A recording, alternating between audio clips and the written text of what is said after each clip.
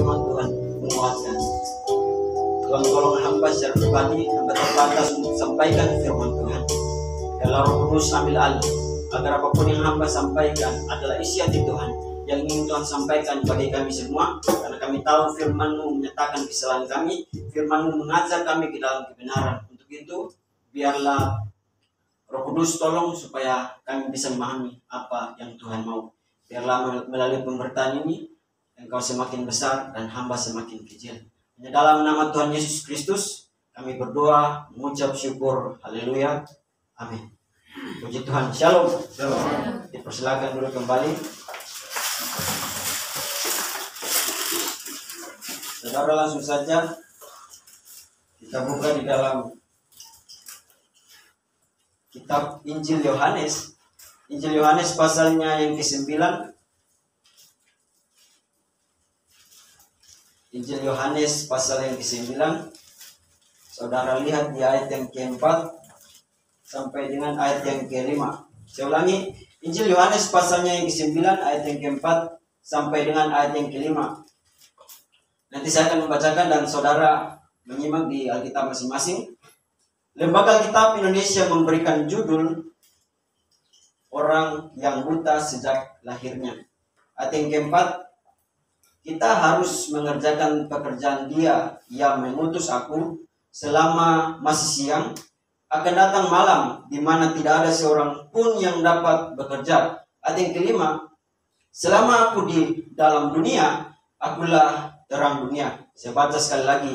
Ayat yang keempat, kita harus mengerjakan pekerjaan Dia yang mengutus aku selama masih siang. Akan datang malam di mana tidak ada seorang pun yang dapat bekerja. Amin untuk kebenaran firman Tuhan. Saudara yang terkasih dalam nama Tuhan Yesus Kristus, hari ini saya berikan tema untuk kita belajar adalah melayani Tuhan adalah kesempatan. Saya ulangi, melayani Tuhan adalah kesempatan. Saudara dan saya adalah pelayan Tuhan. Amin. Nah, ini adalah kesempatan kita. Jadi hari ini saya akan sorot perkataan Yesus kepada para murid pada saat itu. Saya tidak sorot orang yang buta, bagaimana Yesus menyembuhkan. Saya tidak sorot itu. Tapi saya sorot perkataan Yesus pada murid-muridnya. Jadi hari itu Yesus lihat orang buta. Nah, Yesus lewat itu tidak sendiri. Dia bersama dengan para murid. Nah, waktu para murid lihat orang buta ini, mereka tanya sama Tuhan, siapa yang berdosa? Dia pribadi atau orang tuanya? Yesus jawab di ayat yang ketiga. Jawab Yesus, bukan dia dan bukan juga orang tuanya, tetapi karena pekerjaan Allah harus dinyatakan di dalam dia. Saudara garis bawahi, pekerjaan Allah harus dinyatakan bagi dia. Ayat yang keempat itu dilanjut yang tadi saya baca, bahwa Yesus bilang kepada para murid, selain dari Yesus tanggapi pertanyaan mereka, Yesus juga bilang bahwa kita harus mengerjakan pekerjaan Dia yang mengutus aku. Nah, saudara yang terkasih, tadi tema saya adalah melayani Tuhan adalah kesempatan. Kalau kita berbicara tentang kesempatan, ada banyak orang di luar sana bilang bahwa kesempatan tidak datang yang kedua kali. Tapi dari perspektif Alkitab, sebenarnya saya dan saudara yang mendedikasikan diri untuk melayani Tuhan, kesempatan kita tuh terlalu banyak untuk melayani Tuhan. Sehingga saya bilang bahwa melayani Tuhan, saya dan saudara yang menjadi pelayan Tuhan, kita punya kesempatan melayani itu paling besar. Tidak ada kesempatan, tidak ada kata untuk tidak melayani Tuhan, karena ini kesempatan kita. Dan di bagian ini, pertanyaan untuk saya dan saudara adalah, apa yang harus kita lakukan sebagai pelayan Tuhan? Saudara, kembali lagi di ayat yang keempat, kita harus mengerjakan pekerjaan Dia. Poin saya adalah mengerjakan pekerjaan Dia yang mengutus aku. Jadi ini komunikasi antara Yesus dan para murid yang hari itu tanya sama Dia. Yesus bilang, selain menjawab pertanyaan mereka, Yesus juga bilang bahwa kita harus mengerjakan pekerjaan Dia yang mengutus aku. Tapi ada banyak orang Kristen yang hari ini punya status Kristen, hari ini orang Kristen yang mengaku diri sebagai pelayan Tuhan, kadangkala kesempatan itu dipakai waktu ada jadwal. Saya ulangi, kadangkala pelayanan itu kita anggap kecil, pelayanan kita anggap bahwa itu tidak penting. Nanti di jadwal baru saya melayani Tuhan. Tidak. Saya kemarin cerita di Asrama Putra, gembala saya itu pernah berkata sama saya, jangan pandai teori, jangan pandai berbicara di atas mimbar, jangan pandai menggali isi Alkitab, tapi jiwa tidak ada, pemberitaan Injil tidak ada.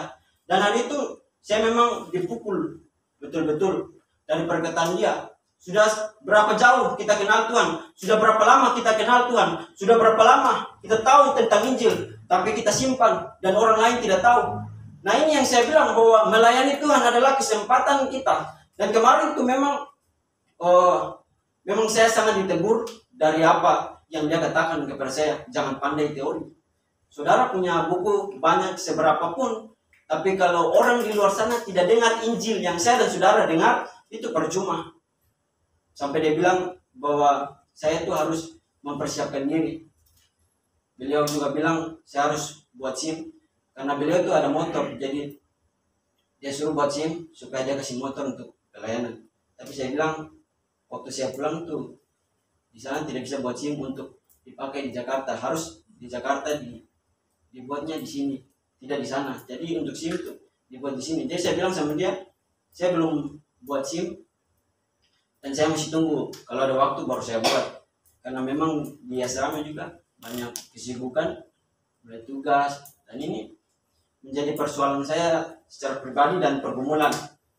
Nah, tapi dari bagian cerita ini, yang tadi saya bilang bahwa saya dan saudara yang dikatakan sebagai pelayan Tuhan, kita tuh punya banyak kesempatan untuk lakukan pekerjaan Tuhan. Nah, saudara yang terkasih dalam nama Tuhan kita Yesus Kristus, kalau kita kembali lagi ke konteks ini, saudara lihat bahwa ini karena mereka lihat orang buta, jadi mereka melakukan diskusi. Kalau tidak ada orang buta, mungkin tidak ada diskusi pada saat itu. Jadi hari itu Yesus kan bilang, bukan dia dan bukan juga orang tuanya, tetapi karena pekerjaan Allah harus dinyatakan di dalam dia. Kalau saudara cari lagi pekerjaan Allah, itu terlalu banyak pekerjaan Allah. Tapi kalau lihat konteks, sebenarnya pekerjaan Allah hari itu melalui Yesus menyembuhkan orang itu. Nah, kalau saya dan saudara tidak bisa lakukan penyembuhan, tidak masalah. Saya dan saudara bisa memberitakan Injil, kasih tahu tentang firman kepada orang percaya maupun orang yang tidak percaya. Kita kasih tahu saja. Kalau memang saya dan saudara tidak punya karunia untuk menyembuhkan, saya dan saudara bisa memberitakan Injil, menyampaikan firman Tuhan kepada orang percaya. Karena dia di gereja tuh saya selalu berdiskusi dengan gembala saya mengenai pelayanan. Bahkan dia bilang juga, orang yang sekolah pendeta belum tentu komitmen mereka itu untuk Tuhan. Karena dia juga bilang bahwa seringkali orang yang sekolah pendeta itu memanfaatkan pekerjaan Tuhan untuk kepentingan pribadi. Jadi bagi saya itu sangat wajar, karena memang hati manusia tidak ada yang tahu. Komitmen itu hanya pribadi yang tahu.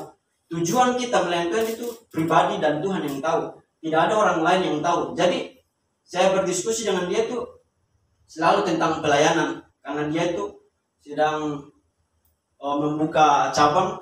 Jadi dia saat ini tuh dia sedang mengajak jemaat-jemaat untuk kenal Tuhan, belajar tentang firman. Jadi dia ajak semua jemaat untuk berani memberitakan Injil, karena dia punya visi bahwa orang yang tidak percaya juga harus dengar tentang Tuhan. Nah, bagaimana dengan saya dan saudara yang hari ini tahu tentang Tuhan, menggali isi Alkitab, kita dengar khotbah, kita tahu pribadinya siapa, dan saya yakin bahwa ini juga harus menjadi kesempatan kita untuk melayani Tuhan. Saudara lihat di ayat yang keempat, setelah dia berkata mengerjakan pekerjaan dia yang mengutus aku selama masih siang, akan tiba malam di mana tidak ada seorang pun yang dapat bekerja.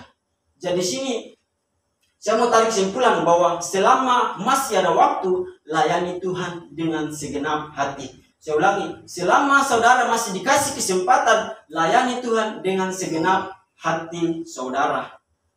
Saya tidak tahu hati saudara seperti apa untuk melayani Tuhan, tapi Tuhan tahu sampai kedalaman hati saudara. Manusia lihat apa yang di depan mata, tapi Tuhan tahu sampai kedalaman hati kita. Mau melayani Tuhan tulus atau tidak, Tuhan tahu. Manusia tidak tahu. Manusia hanya lihat saudara naik mimbar, manusia hanya lihat saudara WL hebat, main musik jago. Nah, manusia hanya lihat itu, tapi Tuhan tahu sampai kedalaman hati saudara dan saya yang hari ini mendedikasikan diri untuk melayani Tuhan. Nah, saudara yang terkasih di dalam nama Tuhan kita Yesus Kristus, saudara kembali lagi di kata mengerjakan. Di sini dia bilang bahwa kita harus mengerjakan pekerjaan Dia yang mengutus aku. Kata mengerjakan, saya cari dari kata Yunani ergasetai, dari kata ergestai. Nah ya, pengertian dari kata ini itu sebenarnya mau fokusnya kepada para murid. Karena kalau saudara cari tahu lagi gramatika yang dipakai dalam bahasa Yunani, ini dipakai kata verb present infinitive verb. Jadi kata ini itu menjadi keharusan bagi para murid. Nah, pengertian dari kata ergesetai ini adalah bekerja keras untuk pekerjaan Tuhan. Kenapa bekerja keras?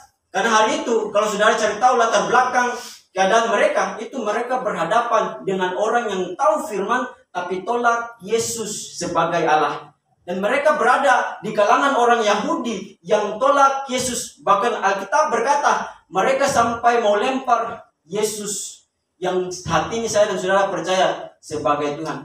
Dan ini yang menjadi persoalan bagi saya dan saudara. Apakah hari-hari ini saya dan saudara sudah bekerja keras dalam pelayanan untuk melayani Tuhan? Ataukah kita hanya menganggap sepele pekerjaan dan status kita sebagai mahasiswa teologi? Dan ini menjadi teguran juga untuk saya secara pribadi. Dan saya juga pernah bilang kepada gembala saya tuh pernah naik Grab. Lalu saya bercerita dengan beliau. Dan situ yang tukang Grab itu, dia singgung-singgung tentang kehidupan dia. Dia singgung sejak lahir. Saya juga kembali singgung tentang masa-masa saya sejak lahir. Dan waktu percakapan sudah semakin panjang, saya bilang sama dia, Tuhan saya itu Tuhan yang hidup. Saya tidak pernah lihat dia, tapi kalau hari ini saya ada, saya kasih tahu, kalau hari ini saya ada, saya masih bisa bernapas, itu semua karena pekerjaan Tuhan saya. Dia Muslim, dan saya bilang, saya punya Allah yang tidak saya lihat, tapi saya percaya pekerjaan dan pertolongan selalu saya lihat di depan mata saya. Dan dia cuma geleng-geleng kepala. Dan saya tidak tahu dia terima atau tidak, saya tidak tahu. Yang penting saya kasih tahu bahwa ini Tuhan saya, Tuhan yang saya sembah. Saya tidak lihat, tapi saya percaya bahwa dia selalu tolong hidup saya. Dan sampai di mana dia antar saya di gereja, saya bilang, kalau ada persoalan, kalau ada masalah, percayalah bahwa Allah hanya satu. Allah Tuhan kita itu memang satu. Dia juga percaya Allah, tapi dia tidak percaya Yesus, dia percaya Isa. Tapi saya bilang, percaya bahwa Allah kita satu. Allah kita tuh tidak beda, hanya saja kita punya pengucapan tentang pribadi yang kita sembah itu berbeda. Mereka percaya Nabi Muhammad, tapi kita percaya Yesus. Nah, saudara yang terkasih, kembali lagi ke bagian ini. Tadi saya bilang bahwa kata mengerjakan itu dalam bahasa Yunani sebenarnya mengharuskan para pelayan Tuhan untuk bekerja keras akan apa yang Tuhan percayakan hari ini bagi saya dan saudara. Apakah hari ini kita sudah bekerja keras untuk Tuhan ataukah belum? Ini menjadi introspeksi diri saya secara pribadi dan juga pelayanan saya untuk kedepannya. Karena dari firman ini betul-betul saya ditegur, betul-betul saya merasa bahwa firman Tuhan itu menegur, menyatakan kesalahan saya. Yang hari ini saya pegang status sebagai mahasiswa teologi, tapi saya tidak bisa sampaikan yang saya kenal Yesus itu untuk orang lain. Jadi saudara yang terkasih dalam nama Tuhan kita Yesus Kristus, selama masih ada waktu, dikasih kesempatan, lakukan yang terbaik untuk Tuhan. Tidak hanya yang terbaik bekerja keraslah untuk Tuhan. Karena kita tidak tahu hasil kedepannya itu Tuhan yang tentukan. Intinya hari ini saya dan saudara yang melayani Tuhan, yang sekolah teologi, bekerja keraslah untuk Tuhan. Karena firman Tuhan bilang akan datang malam, tidak ada seorang pun yang dapat bekerja. Selama masih ada waktu, saudara dan saya masih muda, lakukan yang terbaik selama dikasih kesempatan. Jangan tunggu kayak tugas kan, deadline, sampai Yonglin datang di kasur dan tanya-tanya. Saya bilang saya belum, tunggu sebentar. Akhirnya saya selesai duluan, dia masih pusing. Jadi saya bilang bahwa selama saya dan saudara masih muda, masih bisa berjalan, masih bisa belajar, nah ini kesempatan kita. Ini kesempatan kita. Jangan tunggu tua, nanti pakai gerobak terus saudara memberitakan Injil. Pakai kursi roda saudara jalan baru memberitakan Injil. Itu tidak akan mudah bagi kita. Selama saya dan saudara masih bisa berjalan, masih bisa berlari, masih bisa, mungkin bisa bawa motor, yang bisa bawa oto atau pesawat. Nah, pergunakan talenta yang ada. Nah, saudara yang terkasih, saya tutup dengan satu firman yang tadi di ayat yang kelima. Selama aku di dalam dunia, akulah terang dunia. Waktu Yesus di dalam dunia, Yesus terang dunia.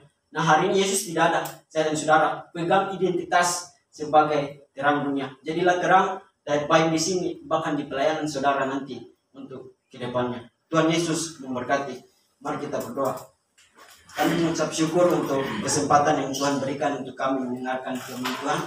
Tuhan tolong kami agar apapun yang kami dengar, tidak hanya kami dengar, namun lakukan dalam hidup kami hari lepas hari. Ini hidup kami, dalam nama Tuhan Yesus Kristus, kami berdoa, mengucap syukur. Haleluya. Amin.